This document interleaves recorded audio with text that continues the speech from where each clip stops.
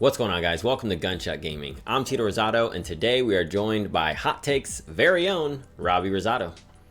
How's it going? Thanks for joining us again, Robby, as we go through some of the news that has happened in gaming over the past week. So starting us off, most of you probably know about the big court battle that's been going on between Epic and Apple, where Epic is not happy about how Apple takes a cut of everybody buying those V-Bucks on the Apple Store. But obviously, there's a million things going on in regards to that court case, but a couple weird things have come across from it because a lot of legal documents from these companies have been coming out for the media. So I wanted to touch on some of the ones I thought were interesting. So one of the first ones was there was this internal Last of Us 2 review that came out of Xbox. So it was someone within Xbox reviewing Last of Us 2 for other Xbox executives. I don't know exactly who this was for, but what are your thoughts on that, Robby? I think that's the first time we've seen a big company reviewing its competitor. Yeah, I find it kind of strange. YouTube exists and there's so many different reviewers out there, so I'm not sure what the market is for them to have someone internal to review a game for another system. I'm assuming it's that they want certain things, so they just hire someone. They want to know probably the tech. I'm assuming they want a real in-depth tech review about what they think the tech is that they're using for certain games, or maybe the appeal. I don't know. It's very strange to me because there's just so many YouTubers out there who already review stuff in depth. So I don't know. Yeah, same. I think it's kind of odd, but I mean, the only good thing I would say to come out of that is it's good to see that Xbox is paying attention to the competition. They did praise The Last of Us 2 in a lot of their review. The only part that they kind of threw shade at them was talking about how the gunplay isn't good, which honestly I enjoyed the gunplay. So I don't know. Maybe they're probably because they're comparing it to Halo, right? They're like, nah, we the king of guns. It was still cool to see that they're looking at that and praising it. So hopefully they take notes because we need more single-player, story-driven, cinematic experiences. And I'm going to probably say it till I run out of breath because we need more of those, especially from Xbox. So, I thought that was cool, interesting to see. You can check out the actual article and read in depth their whole review on it. Something else that came out of there was, under oath, Xbox executives said that they have made $0 on any Xbox console sales. Is that surprising to you, Robby? No, but only because it's Microsoft and they have such steep pockets. Because is it not just the Series X, but pretty much all of their consoles for the most part have not really made any sales? Is that correct? Yeah, pretty much from every single Xbox console, starting from the original OG Xbox, going to the 360, to the One, to now the Series X, that they lose money on them. Yeah, I kind of sadly believe it, but I think Xbox can take the hit because they're Microsoft. It's such a huge corporation, and it's all about really the software of it. It's not about the console itself when it comes to how they make their money. Yeah, that's very true. I mean, they kind of know that they need you to have the box so they can sell you all the software. And they're in the game of kind of buying their users and acquiring people. So it's kind of funny to see because I know PlayStation has done some of that as well, where they'll take a hit on the console because they know people buy the games. But little old Nintendo, they said, nah, we want money on every single thing we sell you. No way. Yeah, they can't even afford to lose a fraction of that money. So. No, not at all. Maybe they're a little too greedy for that as well. They're like, no, we'll just make our system not as powerful so it can be cheaper to sell. I thought that was interesting. And same thing, I kind of wasn't surprised as well. I kind of figured they were taking a hit because, the Xbox Series X selling for $500 is kind of insane because the tech that's inside that box, I believe, is worth a lot more than $500. Even the Series S for $300, that you could not get a PC to do anything close to the Series S for $300. It's just, yeah. That's why it makes sense to me. Not at all. It's just too cheap. Yeah. Yep, not at all. But hey, I'll take it. They're doing stuff for the consumer and growing their business, so keep that going. I'd rather it stay cheap and Xbox makes no money than us have to pay more. So we'll keep that going there. For real. Another odd thing that came out of this was PlayStation kind of revealing their little math equation that kind of goes against the developers based on any of them wanting to do crossplay. So what I mean by that is that PlayStation kind of had a document come out that showcased that they have specific guidelines for any developer that when they want to do crossplay in their games, they have to cut Sony a certain amount of the money based on how much currency is purchased on another console or, you know, PC versus how much time is played on the PlayStation. Kind of weird, kind of interesting. What did you think when you saw that, Rob? It's very Sony. They can do this because they're the top dog right now when it comes to console gaming. But it's just Sony likes to be greedy like that. And there's also some back end stuff about like I read a article a while ago about Sony has a monopoly on retail sales within their online store. Whereas most other companies like Microsoft and stuff, you can get codes to get games and stuff like that. But Sony, no. You can only get it through their store, and they charge an extra amount for those games. So they're making more of a profit than they really should, ethically. But Sony, not about ethics. Yeah, it's true. I mean, everybody's trying to get their cut of everything. So it just kind of sucks for the smaller developers, knowing that they may have to pay out more money when they, you know, people want to include crossplay. I mean, it's becoming like a just regular thing. And like if a game doesn't have crossplay, we're kind of like, what the hell? Like, why not? Because it's becoming such a normal thing, but it just sucks that they're going to charge more for something that should be implemented in every game. But yeah, we'll see, you know, what else comes from that. But so far, I thought those were kind of the three most interesting stories to come out of that. If you just Google Epic versus Apple, you will see all sorts of random stories, some things that have come and then other companies have redacted it. They're like, we don't want that out there, but it was already out there for people to run stories on. So, you know, we'll see what goes there. But moving on to, obviously most people are aware of the big Bethesda acquisition, ZeniMax, all those good things that Xbox took over.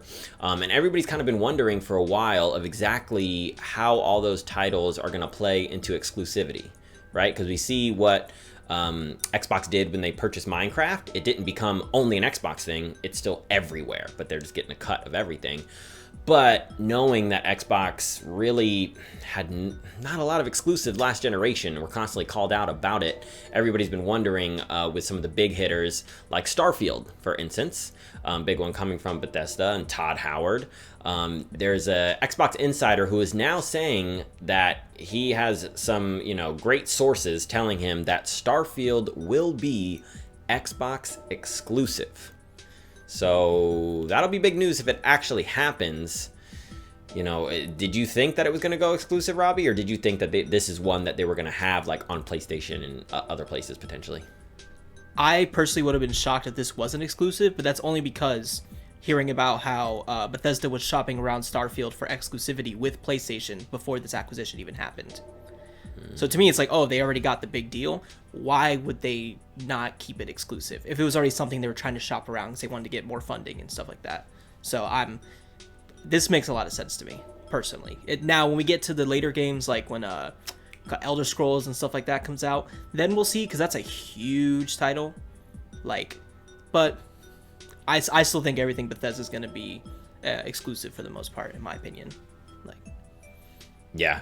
No, I agree, and I think it'd be a smart move for Xbox because you're going to get a lot of people that, you know, have a PlayStation that will simply buy an Xbox for those games, right? For Starfield, for the next Fallout, for the next Elder Scrolls. If that is exclusive and not only adds to the amazing roster of games in Game Pass, you know, that is, you know, I've said it before and time again that like this is the generation to truly own both consoles, right? Because you got your Game Pass machine and then you got your PS5. That gives you all the other crazy games that they put out. But I think more than ever that they got to take that acquisition, that, what was it, $7 billion, $8 billion? Some crazy like number that they purchased it for. Yeah, so yeah, they got to make use of that, right? And I think we know Xbox needs exclusive. So I will be very interested to see when we get any type of official announcement, as this is all from, you know, insiders. You see that stuff all the time from an insider, a highly reputable insider. Who is this insider? But there's always a bunch of different ones. So yeah, we'll see if that actually happens. But speaking of Xbox, as you guys know, Xbox Series X's and S's, as well as PS5s, have been tough to get. Very hard to get. A lot of people, you get one in your cart and then boom, it's gone. And it's gone. I was lucky enough to secure an Xbox Series X, but I've been trying to get a PS5 even this past week. I had one in my cart 3 times, and then it said no. So very sad. But Xbox is now creating a new program that is scalper free. So it's going to give the ability to anybody a part of the Xbox Insider, which is you join it through Xbox Live, that you'll have the ability to reserve a new console. So this can't happen from scalpers. It has to be people who own an Xbox, a part of the program, who want to upgrade their console. And I mean, just, yes, this is, thank you, creating something, right? Because I think this has been such a pain. You know, you got this stuff coming out. Meanwhile, StockX just tweeted that they've officially sold over 100,000 PS5s. Those are secondhand sellers. 100,000 that probably all sold overpriced. It's so annoying because a lot of these places are just doing online, where it's like, just put it in the store. Like, people are still shopping. Like, that'll solve, even if you take a certain part of the inventory and say, okay, this amount goes just on the store shelf, so any human who walks in can buy it rather than a robot quickly clicking. So what are your thoughts on that, Robby? I could talk all day about it because it drives me crazy. Yeah. I guess to touch on the reservation program, I'm really happy that they're finally trying to do something about it. They haven't had a need to, so I get it from a business standpoint. Why would you try to make it try to give different ways to get the console when it's just selling regardless? Like, you don't have to do anything, it's just flying. So I get it from a business standpoint, like, why are we even gonna try it right now? But it's nice that Xbox is like, okay, let's get our core audience, like our core fans who are already a part of this program, and let's give them a chance to get in on the new console, because they're, it's the core. And as far as StockX, they can just suck it. I hate like, you're really going to brag about 100,000 people who couldn't get an Xbox for normal price because of scalpers. It's just, why is that a brag? Yeah, it's the worst, and it needs to change, and I don't get why other companies haven't seen the benefit. It kind of blew my mind. So as I've been searching, no retailer is putting them on the sales floor. I found one retailer that is, Nebraska Furniture Mart. And I'm like, how do they have the common sense to do it? When I called and I talked to them, they're like, yeah, when we get them, we put it on the sales floor because we saw that, people were just ordering them online. It was a bunch of people, like, the scalpers and everything else. So we figure if we put it on the sales floor, it's the actual, regular people coming to buy it. Duh. Like, why? Yeah. Like, why is Nebraska Furniture Mart the only smart place I found who is putting it out for normal people like myself who just want to go buy the console and play it? And granted, that's probably what more, PlayStation and Xbox wants, because the quicker we get it in our hands, the more software we're going to be purchasing rather than it sitting in a warehouse in some scalpers area. So, it sucks. Yep. So hopefully, and now also too, if you guys haven't seen, they're saying that the console shortages are going to go probably throughout all of 2022. So, yay! Next generation is starting off with a bang. All right, so while, obviously within the gaming industry, there's so much different news stories to cover. So while we want to hit on some of the main ones that me and Robby will be discussing, we're going to hit you with some quick news segments just to get you some of the other nitty gritty of things going on. So let's hit you with that real quick. Sony just put out a video announcing that they now have a DualSense controller in both red and black that you can pre-order. So now you can have an extra controller for that console you can't get. Xbox teases never before seen game that's going to blow your mind. And that's all the info they gave us, so I don't know. Remedy announced that they have a new AAA multi-platform game in development.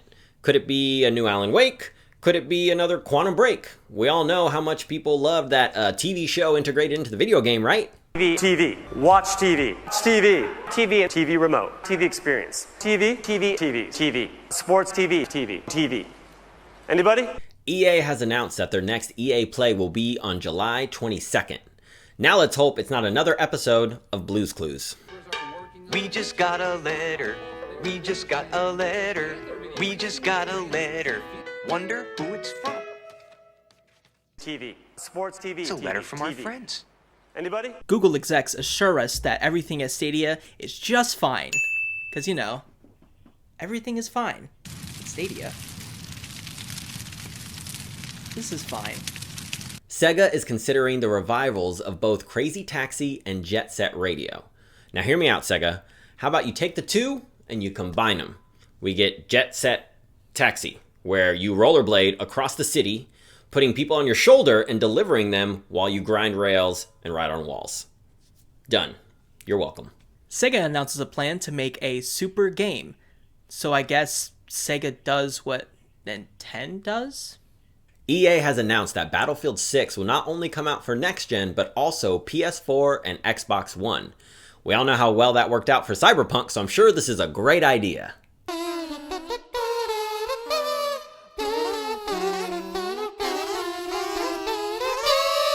Tony Hawk Pro Skater 1 and 2 release date announced for the Nintendo Switch. I don't have a joke for that. I'm just stoked. Ubisoft has announced that it will focus less on AAA games and focus a little more on high quality, I forget exactly how they put it, high-end free-to-play games. So we know that they have announced that they're coming out with a free-to-play version of The Division, but they're saying now that they're going to look into, instead of their normal kind of way of releasing a bunch of AAA games, they're going to focus more on free-to-play. What are your thoughts on that, Rob? It just sucks. Also, that means anybody who's looking forward to maybe a Splinter Cell revival, don't even. It's probably dead at this point. If this is what they're going for right now, something like Division, it makes sense. Like games for services, there's certain ones that make sense because they want to make a buttload of money. Everybody wants to be Fortnite, but it's just seeing developers like this go this route. It's just kind of disheartening, honestly. Yeah, it is, because they're chasing the money, and I get it. That business has got to make money, but it sucks. But you know that they're gonna look to potentially take away, from the great, single player games that they have put out, and just focus on free to play. How can I monetize the crap out of it? How can I make you want to pay money? How can I make it a grind? They already do that in some of their games that do cost money. So I just hope they can maybe separate it, have like this team who's specifically working on the free-to-play stuff, and then this team specifically still putting out some of those great, AAA, big franchise games. So I'll be really curious to see how they take some of their existing franchises and put them into free-to-play. So we know they're doing The Division first. What do you expect them to do next? From Ubisoft, I mean, I don't know. I could assume they'll do some type of Assassin's Creed thing. That wouldn't shock me. Yeah. They don't have a lot of IPs that make sense for free to play, because like Far Cry, that's not a game you would want free to play because that's always campaign heavy. It's not like they have a huge multiplayer market. How much you want to bet we're gonna get like a Far Cry battle royale drop into? Nobody. Who wants that? Honestly, I could kind of go for that. They got all the vehicles. They got the fun traverse. Like, I would be down to check that out. Not that I want another battle royale, but if that's gonna come from it, cool. Because Ubisoft's Hyperscape really didn't do a lot for them, I feel like. No, it didn't. No. It's not doing much at all. So yeah, I'll be curious to see what comes out of this. But it just sucks seeing the gaming landscape go this way, where everybody's getting more focused on that. And you know who we have to blame for you. I'll keep yelling at you. Damn you, Fortnite! You're just making everybody want to go free to play and make the billions. But I get it. It's you gotta chase that dollar. All right, in other news, I'm sure some of you guys have seen this video circulating around about, it's a video of Grand Theft Auto 5 utilizing machine learning that's legit taking photorealism and putting it into the game. So they show some side-by-side comparisons of like how GTA 5 regularly looks, and then what it looks like with this system taking pictures from the real world and kind of mapping it over the actual scenery, within the game. So did you get a chance to check that out, Robbie? Oh yeah. And as you can probably see on the screen right now with like how they use the processing, it's just insane. Like just what they can do internally with games when it comes to like just little things of processing, or the technology is just getting more advanced and more ridiculous. I love stuff like this. So Same, and I hope it's stuff that other companies will look to utilize as they create their games, because this isn't even something coming from Rockstar. It's from another game, just kind of showcasing what their technology can do. So hopefully that will be a technology that will be accessible to more companies in the future as we look to get just more and more photorealism out of our games. And, speaking of Grand Theft Auto, everybody has been just, clamoring for any type of news about GTA 6. And there's another inside analyst, right? We always talk about those inside analysts, saying that they have a reputable source saying that we could still be another 4 to 5 years out from Grand Theft Auto 6, which is very sad. That would mean we'd be playing in 2025, 2026. You know, it's just crazy. I think literally I was just telling you the other day, Robbie, when I was in like I went to like this older gaming store, and they had like, you know, all these old PS2 games, and it showcased like Liberty Cities, Vice City, San Andreas, and I'm just like, we got all those games in one generation. Grand Theft Auto 5 has now outlasted all of it. Started on Xbox 360, then went through Xbox One, now it's on Xbox Series X, same with PlayStation. Just all you people buying those shark cards out there, you're just making Grand Theft Auto not want to make any more Grand Theft Auto games because they make too much money. Although Red Dead Redemption 2 was amazing, and that's what gets me excited to see what they take that technology and put it into Grand Theft Auto. So I'm just hoping, you know, we get 6 sooner than later, but you know how Rockstar is. They don't care to even give hints or anything. They're like, we'll tell you when we tell you. Maybe we'll release a logo with a new color and you'll get all excited. Like when we got that red logo from Red Dead. So we'll see, but yeah, you're probably gonna have to wait a long time before we get to play Grand Theft Auto 6. Maybe on our Xbox Series Y and our PS6s we'll get to play it. Yeah, Be maybe. Some other leaks that came out, we did get some leaks about the PSVR 2. Now, as of now, all we've gotten is a kind of blog post about the PSVR 2 controllers, which definitely, you know, kind of have some similarities to the Oculus controllers. Finally, you know, you're going to have that joystick like we've been needing, the biggest thing holding back the PSVR, as well as haptic feedback. So some cool leaks that have come through, once again, none of this is official, is that the lenses are going to be up to a 4K display, which is awesome, big step up from, you know, what we have in the current PSVR. Eye tracking within the headset, as well as the thing I'm most interested about is haptic feedback within the headset. So, you know, where my head goes with this is I've been hearing everybody just praising Returnal in the way that it utilizes the haptic feedback in the controller. And a lot of times they talk about the rain. Imagine if you're in VR and there's haptic feedback that you're feeling little raindrops, right? Or anything else in VR. Like, that's where my head goes on where they could do with the haptic feedback. You know, what's your kind of thought on that, Rob? How do you think? Because that's never been done. Nobody's done haptic feedback in the headset yet. No, it could be so awesome. Things that come to mind is like maybe like with the Jurassic Park experience when like a dinosaur gets close to you. Not only do you like hear it close, but now like your headset might do a little bit of tensity, you know what I mean? Kind of like make it a little tighter as if it was something was getting close to you. Or like you said with the raindrops, or you're playing a shooter game, kind of like I forget the name of it right now. The game we always play, Hyperscape? No. Game we always played what? The one we play on the Oculus Quest 2. Hyperscape. Or no, Hyperscape. Hyperdash. Hyperdash. Okay.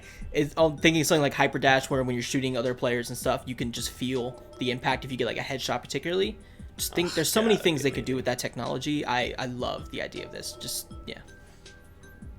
Same. I think, you know, already hearing that they're going to take the greatness of the haptic feedback within the PS5 controller and put it into the PSVR controllers, that's exciting. But then having it go into the headset as well, it could just add to so much more, you know, immersion and realism of things you could feel and the way that they do it. Because, you know, I just think they're really all about it when it comes to haptic feedback. So with the headset, I can't wait to see, you know, what that feels like. I'm curious to see when we're going to get more news on that headset because, you know, the Oculus Quest 2 just continues to just blow out the competition. But I think PSVR 2 can be some good, you know, contender for it because hopefully it'll come at a reasonably price compared to like the Oculus Quest 2 because right now I feel like there's really not a lot of competitors. But that is all we have for you guys today. That's all the news circulating for within the past week. Thank you so much for joining me, Robbie. Appreciate you taking the time to run through all this. If you guys haven't already, help me out. Subscribe to the channel. We're just about at 200 subscribers. Yay, almost there. Let's keep it going. And then if you're ever interested in checking out some information about movies, Robbie over there has a channel, Hot Takes. He'll link it down below. You can go see more of him discussing some of the latest films. But once again, thanks for joining. Appreciate you guys checking us out, and have a great day.